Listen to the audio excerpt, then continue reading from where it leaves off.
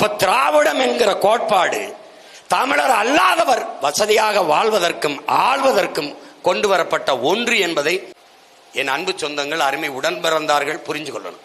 அப்ப இவன் பிரித்து, தமிழர்களை பிளந்து பிரித்து அவர்களுக்குள் தன்னின பகையை ஊட்டி அவர்கள் சிந்தி மோதி சிந்திர ரத்தத்தை குடிக்கிற ஓநாய்களாக இந்த திராவிடர்கள் இருந்து கொள்கிறார்.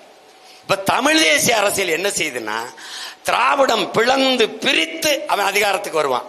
நாம பிளந்து பிரிந்து கிடக்கிற தமிழ் சமூகம் இந்த சாதி மத உணர்ச்சி சதையை இரண்டாக வெட்டி பிளக்கிற ஒரு அருவாள், ஒரு கோடாரி, ஒரு கத்தி போல இருக்கு. ஆனால் மொழி இன உணர்ச்சி, தமிழர் என்கிற இன உணர்ச்சி, மொழி பற்று என்பது அதை தைத்து இணைக்கிற ஊசி நூலாக இருக்கு.